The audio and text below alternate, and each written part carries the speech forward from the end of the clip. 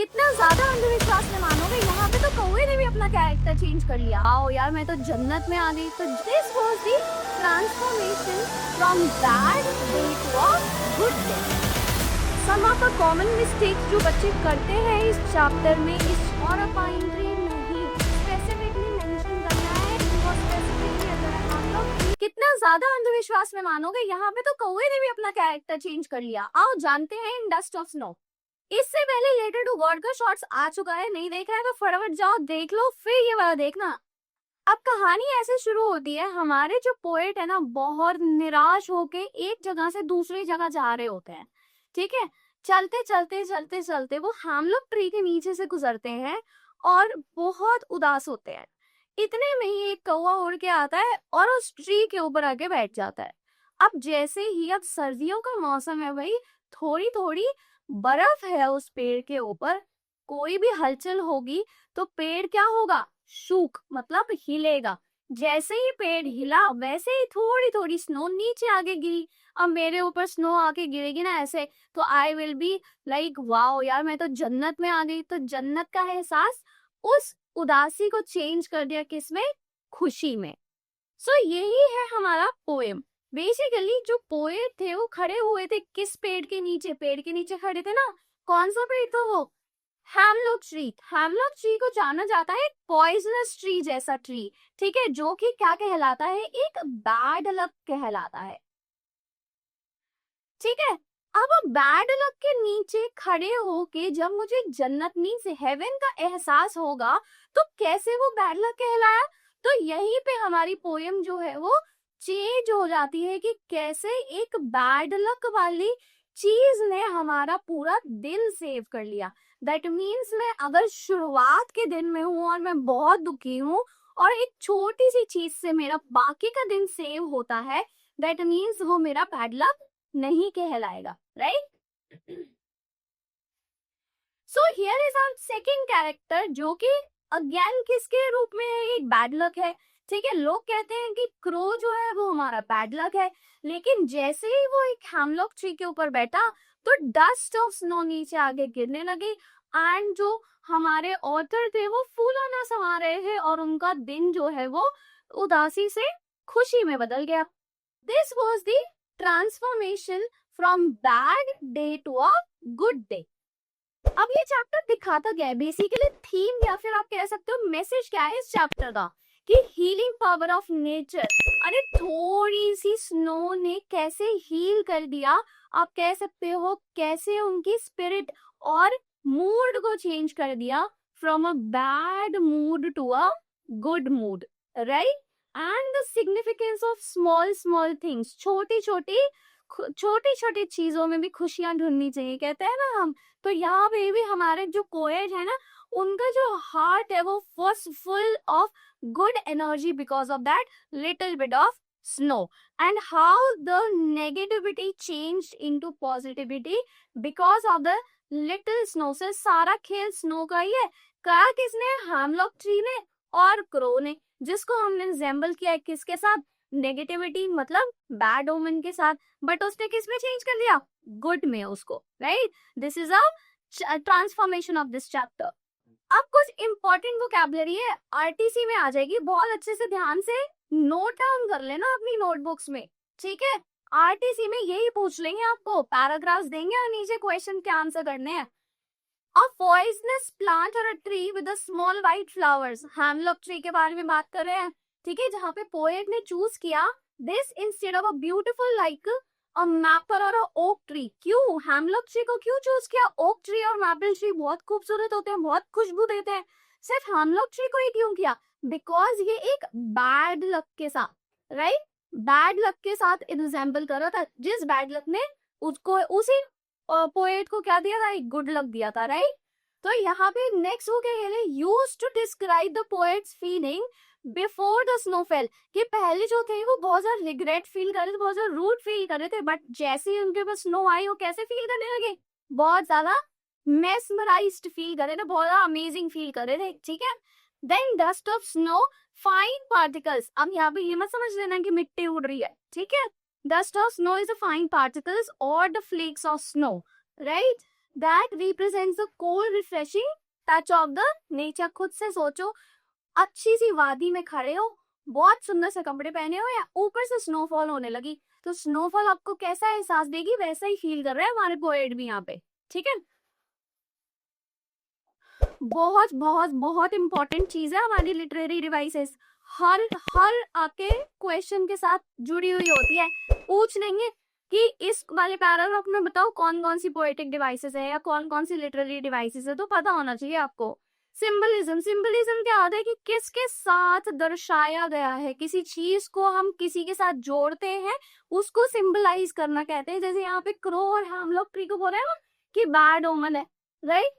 Arbitration, जब same same sound नजर में आती है ना, सेम सेम स राइट, ऐसे ही सेव्ड साउंड, तो रिपीटेशन ऑफ साउंड को क्या बोलते हैं, आर्बिट्रेशन बोलते हैं।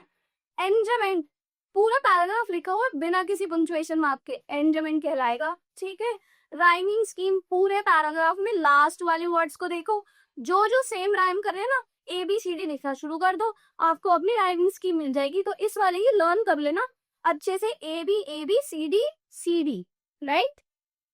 आप कुछ इंपॉर्टेंट NCERT लाइंस है, RTC बताया था ना, उसी में पूछ लेंगे आपको। The way a crow shook down on me the dust of snow, कुछ कुछ लाइंस है अलग अलग पैराग्राफ में से ली हुई है, एज इट इज पैराग्राफ की मिलेगा आपको पोएम के अंदर। और एक एक लाइन अगर पढ़नी है ना पोएम की, तो मेरी वन शॉट जाके देख लेना, क्लियरली उसमें हर एक लाइन बता रखी है क्वेश्चन आंसर्स के साथ। ठीक है, तो यहाँ पे क्या बोला है, ओपनिंग लाइन से जो डिस्क्राइब कर रही है एक्शन को, set the scene and introduce the agent of change, मतलब कैसे चेंज किया है हमारे, और क्रो ने कैसे शूक किया था ट्री को, और वो ट्री पे कैसे जाके बैठा था, और ऑथर कैसे आए थे। तो डस्ट ऑफ स्नो पूरा इलाबोरेट कर रहा है आपको, राइट, अच्छे से पढ़ना है। Then has given my heart a change of mood, जैसे ही उनके ऊपर स्नो आके गिरी तो उसने क्या दे दिया, स्नो ने एक चेंज ऑफ मूड लाया, किसके, पोएट के मूड में, right. The result of a snow falling, जो स्नो फॉल कर रही थी उनके ऊपर। What is important, this is essential theme that shift the sadness to a joy, right, ये लिख सकते हो पेपर में। And the last thing is that at same some part of the day and had root, तो जो दिन बर्बाद हो रहा था, वो कहते हैं ना 24 घंटे हैं, 1 घंटा किसी से लड़ाई हुई तो उसके लिए आप 23 घंटे थोड़ी बर्बाद करोगे अपने, अरे 1 घंटे के लिए भूल जाए यार, बाकी के 23 घंटे एंजॉय करो। तो ऐसे ही यहाँ पे भी जो दिन बर्बाद हो गया, अब बाकी का दिन जो बचा हुआ था वो स्नो ने बहुत अमेजिंग बना दिया पोएट का। ठीक है, the conclusion of the poem कि जो बाकी का जो दिन बचा था ना, वो बहुत ज्यादा क्या हो गया था, अमेजिंग हो गया था। अब what is the importance of this? It shows the practical benefit of the movement कि क्या reality में change आया था। The poet stopped wasting his time in regret. उन्होंने अपना regret में time waste करना छोड़ दिया था और अपने good mood के साथ बाकी का दिन बिताया था, right? So here is a character sketch of a poet that is Robert Frost, जिन्होंने starting में क्या observe किया था, small act of nature, that is our crow who was sitting on a hemlock tree, जिसने क्या किया ना, hemlock tree पे बैठ के उसको शूक कर दिया था, और उसकी वजह से क्या गिरने लगा था, स्नोफॉल होने लगती, राइट, जिसको हम डस्ट ऑफ स्नो भी कह रहे हैं। एंड बहुत सेंसिटिव सा टाइम था, इमोशन था, क्योंकि इसी बैड मूड को चेंज कर दिया किसमें, गुड मूड में, राइट। तो जो लाइफ स्ट्रेस थी पोएट की, वो चेंज हो गई थी एक हैप्पी मूड में। देन ही एक्सेप्टेड कि ये नेचर लवर में आ रहा है, कैसे कि उसने अलाउ किया था नेचर को इन्फ्लुएंस, बेसिकली हम कहते हैं ना कि किसी चीज ने आके हमें इन्फ्लुएंस किया है, हम उसकी वजह से बदल गए हैं। तो यहाँ पे भी नेचर ने बदला था बैड मूड को किसमें, गुड मूड में, राइट। समा का कॉमन मिस्टेक जो बच्चे करते हैं इस चैप्टर में, इस चीज को गलत समझ लेते हैं, तो यहाँ पे कुछ क्वेश्चंस है, उनकी कॉमन मिस्टेक्स मेंशन करी गई है नीचे। ठीक है, तो इन क्वेश्चंस को आपको आंसर करना है and write down in the description box with the answers, right. So what was the mistake, what is a dust of snow, what does the poet से has changed his mood, कि dust of snow क्या थी, अब poet का mood किस चीज ने change किया था। डस्ट ऑफ स्नो को यहाँ पे आपने डर्ट और डस्ट नहीं समझना है, it refers to fine particles of snow like powder, जिस चीज ने पोएट का मूड चेंज कर दिया था। Coming to the second question, why does the poet use a hemlock tree and a crow instead of a more beautiful trees and birds? भाई बहुत सुंदर सुंदर पॉट्स है हमारे पास, अब पिकॉक ले सकते थे, तो इधर यहाँ पे क्रो का यूज क्यों किया? ओक ट्री और मैपल ट्री का क्यों नहीं यूज किया? एक हैमलॉक ट्री का ही क्यों यूज किया? क्योंकि ये जो है ना, हम अपने प्राचीन काल से देखते हुए आ रहे हैं, इनको ना बहुत ज्यादा बैड लक के साथ बताया जाता है।